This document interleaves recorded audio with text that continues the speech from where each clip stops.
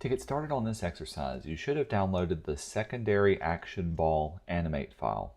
When you open it up, here's what I'm giving to you. The first thing you should do is to go up and let's show all. This is going to look very familiar because it's the same tail bouncing ball that we did from the last exercise. We're going to be adding on to this tail bouncing ball by having him have a facial expression as if he's being chased by something spooky, hence the little background that I've given you as well.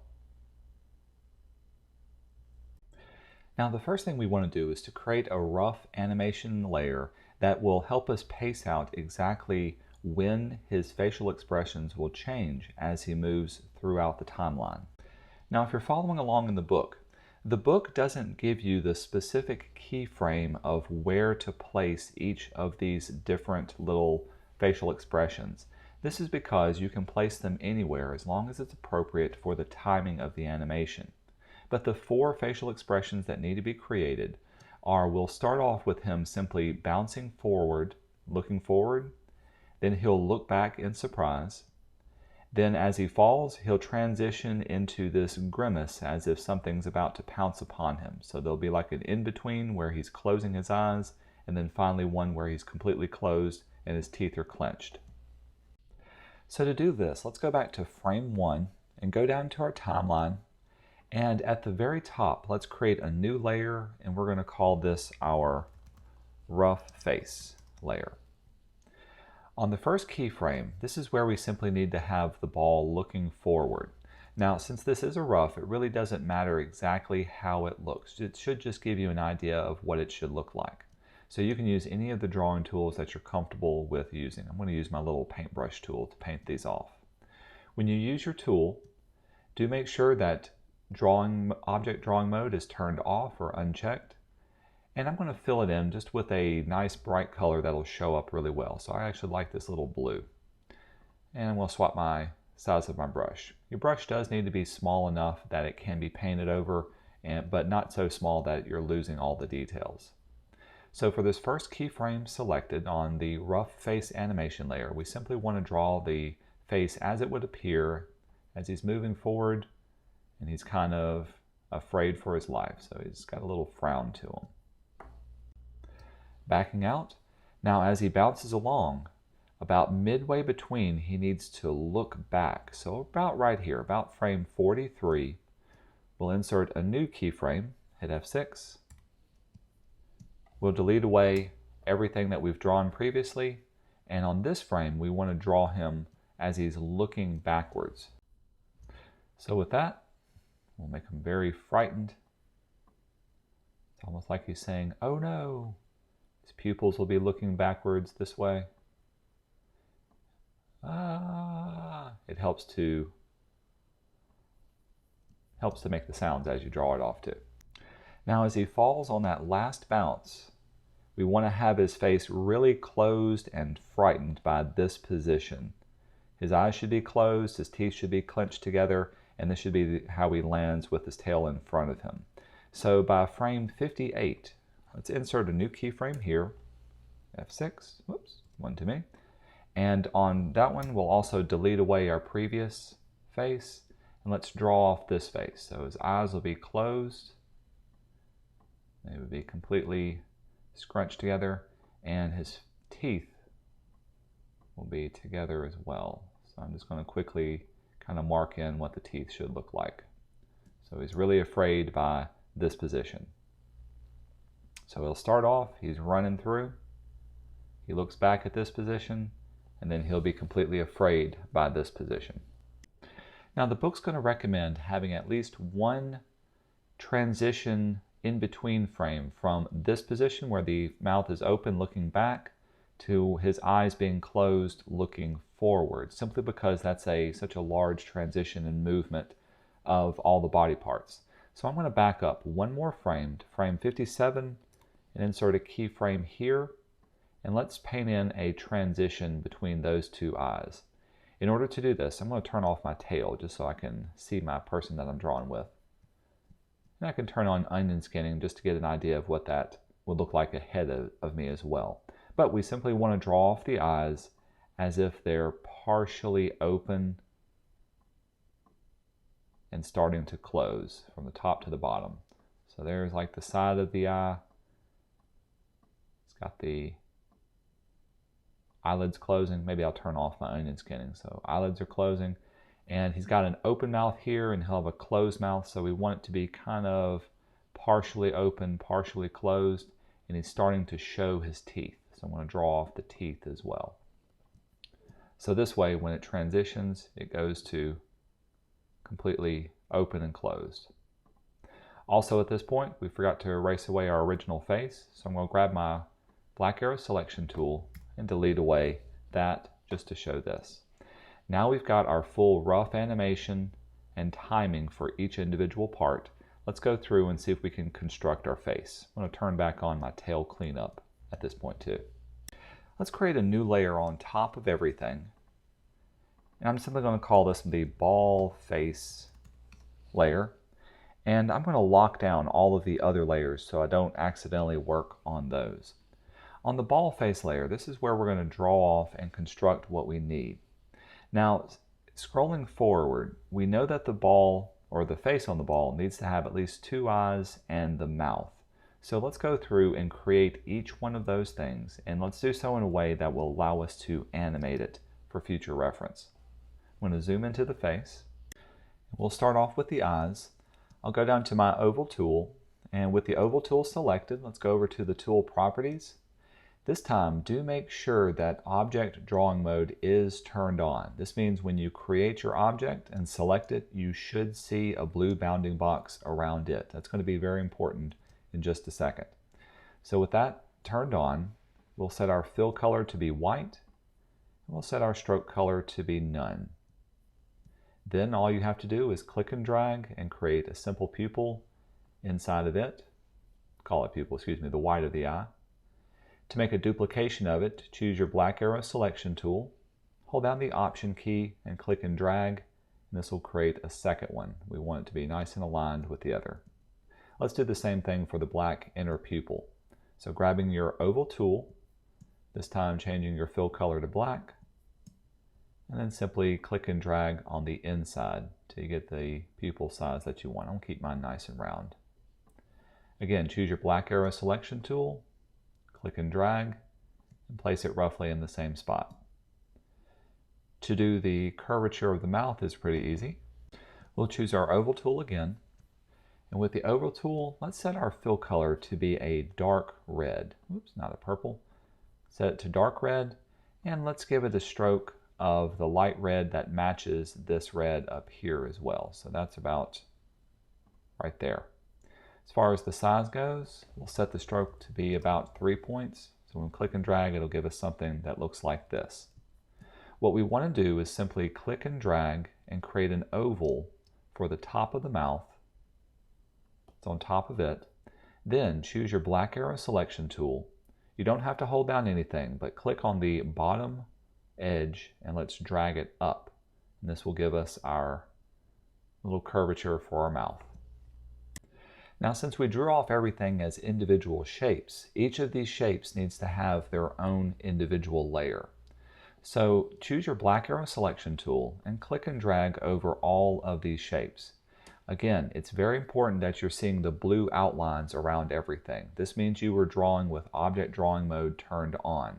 If you don't see these blue outlines, then you need to go back and redraw them with that object drawing mode turned on for your oval tool. With all of them selected, let's distribute each one of these to their own layer because we need to animate them on their own timeline. Right-click on it and choose Distribute to Layers. You'll notice that this will create 4 separate timelines and 4 separate layers for each of the different parts. Now we can go through and rename each one of these. To do that, click on the first layer, and you can see it's highlighting or it's outlining, in this case, the mouth. So I'm going to rename that one Mouth Layer. Clicking on, in my case, layer 4 gives me the rightmost pupil, so I'll double click and right pupil. Layer 5 is left pupil. Layer 6 is right white. And then layer 7 will be the left white. Now, there's nothing sacred about these particular names. You can call them whatever you want. One thing I will do is to make it a little bit easier to find and change things, I'm going to click on the right white one and drag it underneath the right pupil. This way they're both grouped together and easier to find. Now, when we created all of these new layers, this left the ball face layer blank. So we can select that ball face layer and delete it away and just work with the new layers that we've worked on. Now let's turn it into its own facial symbol. Going down to your timeline, let's hold down Shift and select all of the layers that make up the face, all 5 of these layers. With all of them selected, you can right-click on them and choose Copy Layers.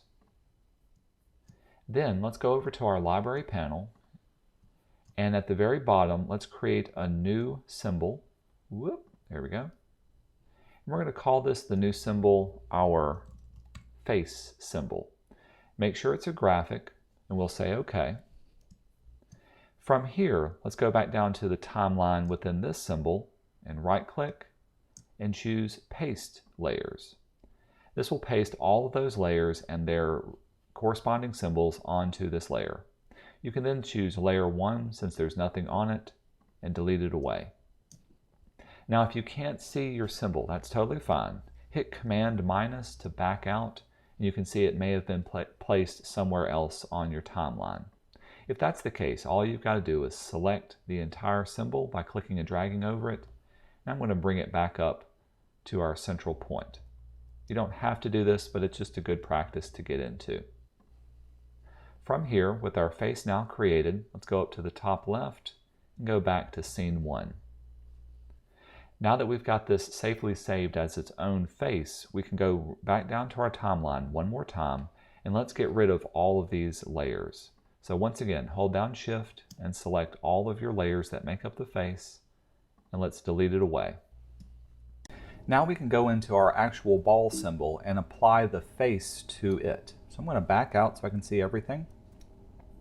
And let's go down to our Layers panel and unlock your ball layer and select that first frame. Inside the first frame, we want to double click on our ball to go into the bouncing ball isolation mode. From here, remember that there are 2 different layers. We've got one layer for the ball and the other layer for the tail itself. Now, we don't want to mess up any of these particular layers. What we want to be able to do is to add the face to the ball. So one more time, select your ball and double click on it, and you can see this will take us into the timeline specifically for the ball itself. So just to clarify, you're inside the bouncing ball that has the tail, and then you've got the ball individual part itself. From here, let's go down to our timeline and let's create a new layer, and let's call this layer the face layer. This is where we're going to place our instance of our face onto this layer. Now we can go over to our library and let's drag on an instance of our face and place it right here on top of the ball. I'm going to move it so that it's over towards this side, and we'll show you what this will look like. Now, if you want to test this out, we can go up to Scene 1 and return back to our normal scene. Now when I play it, you can see that the face is going to follow along with the ball no matter what we do. What we need to do now is to go into the face and start adding on the changes and all the major keyframes of where the ball should be and what it's doing as it moves along. So let's return now to the first frame, and you can see on the first frame we need to only see one of the eyes as it's moving and looking to the right hand side and having the mouth really just turned to the side as well.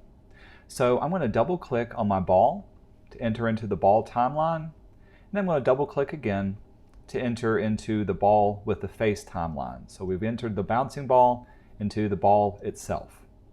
Now I'm going to zoom in to our little face so we can see him well. When we move it over, let's move it over so that we're only seeing part of the eye. And we want to be able to mask out anything that's outside of the ball. In other words, I don't want to see this eye and this portion of the mouth. To create a mask, let's go down to our timeline and create a new layer that's on top of the face layer. That's very important that it's going to be on top. We're going to call this the face mask. Then inside of this timeline, let's go to our oval tool. With the oval tool selected, let's go over to the properties panel. I'm going to change my fill color to be something drastically different from the colors that are going to be below it. So this is why I like to choose just a bright green. To be honest, it really doesn't matter what color it is as long as it's 100%. Set your stroke color to be none. And we want to make a circle that's exactly the same size and placement as the circle on the face layer. To do this, locate the little circle, or excuse me, the little center point in the middle of your circle. When you click here and hold the Option and Shift button down, this will create a circle from that central point outward, and this will let you go all the way to the edge of the circle below it and make it exactly the same size that you need it to be. Then when you let go of your mouse first, and then you can let go of the Option and Shift key, it'll lock it into that transformation. Now if yours is off by a little bit still, you can always go up to your free transform tool and select your circle and make any edits and changes as necessary. As long as it fills it up and is in the same position, that's what we want. Next, once you've got your circle created, let's go down to our timeline one more time. Right click on the face mask layer and let's turn this into a mask layer. Notice that by doing this, it'll automatically put your face nested underneath the face mask layer, and it's going to lock down both of these. You get a little preview of what it would look like. Now if you need to make any changes to this, you can always open up the face again and unlock these and go back in and make changes. For me, I'm going to lock down the face mask and I'm going to unlock my face just so that I can move the eye over and get rid of that particular eye. So I'm going to unlock it again, select my face, and just nudge it over until it gets out of frame right there. Once you lock it back down, then you can start to see the little preview of what it will look like. Now the other thing that I need to do is I need to close the mouth and I need to move the pupil over to the right a little bit more. In order to do this, we need to go further into the actual face shape. So one more time, I'm going to unlock my face layer. Then I'm going to, with my black arrow selection tool, double click on the face symbol and go into that symbol. So if you're paying attention, we've gone into the bouncing ball, into the ball, and then finally into the face to reach this position. From here, I can make all the edits that I need to using my black arrow. So for instance, I'll select my pupils, and I'll do it to both of the pupils at this time. With both of them selected, I can just use my arrow keys to nudge them over. Let's have them looking closer to this right-hand side. Then I can select my mouth, and I'm going to use my transform tool to kind of drag it out a little bit more. And also I'm going to use my black arrow tool to click on this bottom edge and just drag it up till it closes off. All I'm doing is just carefully clicking on this particular edge to do that. It doesn't have to be 100% closed, but this will give us something closer to what we need. With that done, we can now go back to our ball layer and let's lock down the face and the face mask, and this will give you a preview of what it looks like. Now if you want to test this, we can go back to scene 1 and we'll back out all the way. If I hit return, you can see now the face is moving forward all the way. The next thing we want to do is to be able to transition it to having an open mouth where he's looking back over his shoulder. In my case, this keyframe is happening at frame 43 on my timeline. So select frame 43 and move your playhead to that position. With that done, you can select your ball and double click on it. Then let's double click on it again to go into the individual ball layer. And then let's go down to that face layer and unlock the face. From here, you can carefully double click on the face to go into the faces timeline. Now from here, we need to add a keyframe at frame 43 for all the parts of the face. The easiest way to do this is to select the top keyframe on the topmost layer, hold down Shift, and select the bottommost layer, and this will get all the ones in between, Then you can hit F6 and that'll put a keyframe for all the layers in between. With that keyframe established, let's go into our face and actually move it into the position it needs to be. I want to zoom in so I can see it a little bit better. There we go. Can then take it one bit at a time. For instance, I'm going to use my black arrow selection tool to carefully click on the mouth and drag it down till it's nice and open. And then move it over into position over this way. Maybe make it a little bit smaller in my case. You can also move the eyes into position. So this one's going to look back.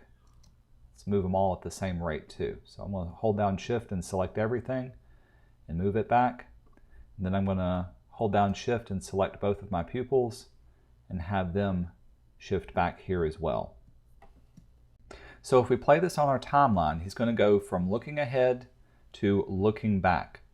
Now we need to create a shape tween to transition between both of these two keyframes. So I'm going to back up just a few frames to right about frame 35 or 36. Let's do it at 35. And let's insert some keyframes for all of these layers too.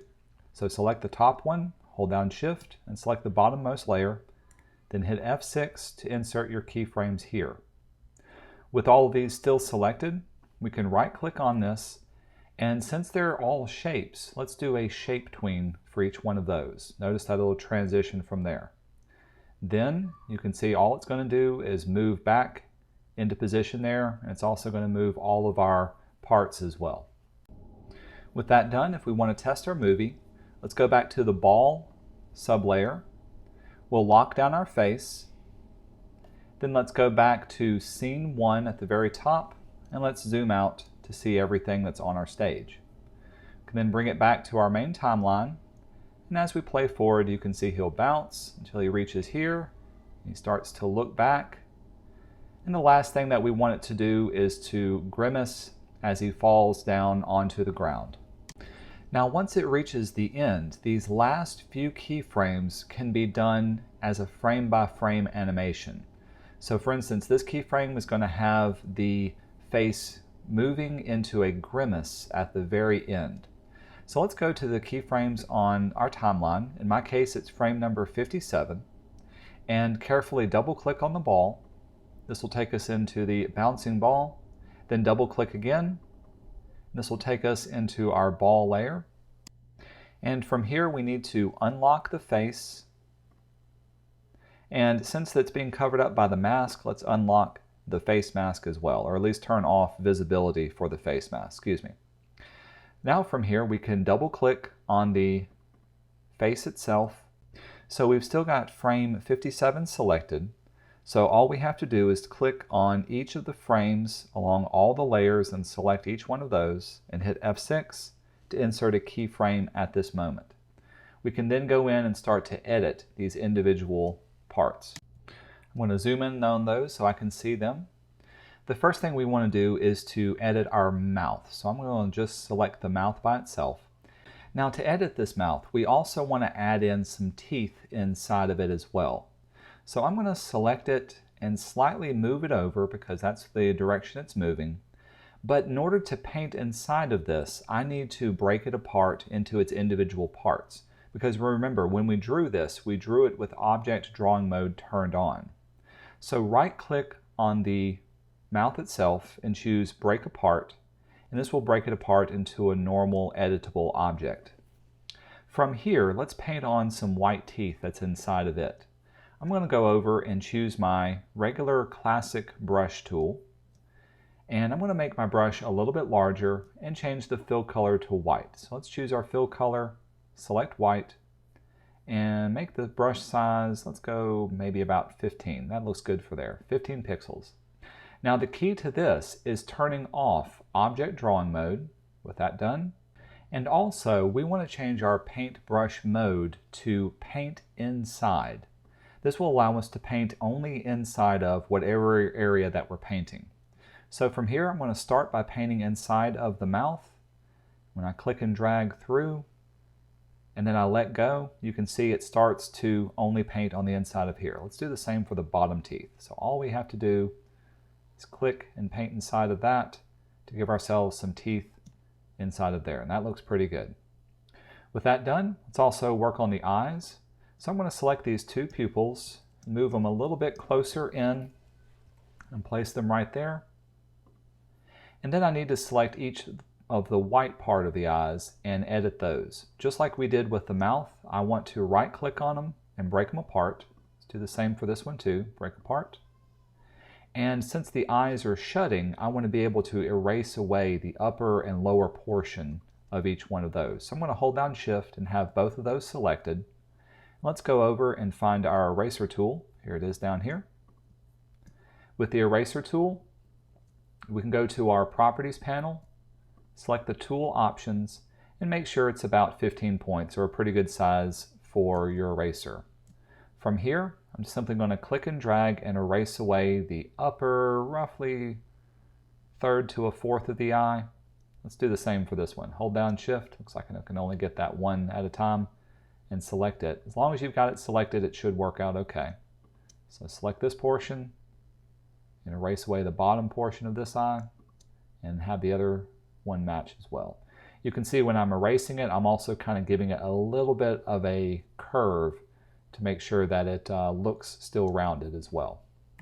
Now the book also recommends drawing some lines to define the edge of your eyes as they start to close down. So to do this, I'm going to go back to my brush panel and select my classic brush. In the Properties panel, we'll select the tool. Do make sure that you still have Object Drawing Mode unselected. I'm going to go back to Paint Normal so I can paint on top of this. Change your fill color to be that bright orange that we set for the edge or the outside edge of your circle. And the size of it, we can bring it down to be about 3 points. That'll be okay for the type of line that we're drawing. From here, we can then go back to our eyes, and let's define the right side edge of the eye. Whoops, get off by a little bit. You can always undo and then repaint down. So that'll be that. And remember, this is only going to show up for one frame. So if it's off by a little bit, that's okay. But we simply want to give a good definition for how it would look for both the top and the bottom and the left and the right eye. There it is for there. Now by the very next frame, his eyes should be completely closed and moved off to the right-hand side. So with this done, let's go back down to our timeline and select the next frame. In this case, it'll be frame 58. We'll hit F6 to insert a selection of keyframes on all the layers there as well. Now let's go into each individual part and edit what we need. So using our black arrow selection tool, first thing I'm going to do is carefully click on the mouth keyframe. This will select everything on the mouth, and I'm going to move it over, and I'm even going to use my free transform tool to rotate it into position here. Now we want to have this mouth completely closed down, so I'm going to move it down just slightly here, and then I'm going to use my fill bucket tool. I'm going to fill everything in with white, so I'll choose white as my fill color and click inside of here. And I just want to draw off some lines representing his teeth. So with that done, let's choose our classic paintbrush. Set your fill color to be black, and then simply draw in a median line in between here. Again, if it's off by a little bit, that's okay. Because I got smoothing turned on, you can see how it smooths out. And then we'll delineate some teeth in between each of these lines.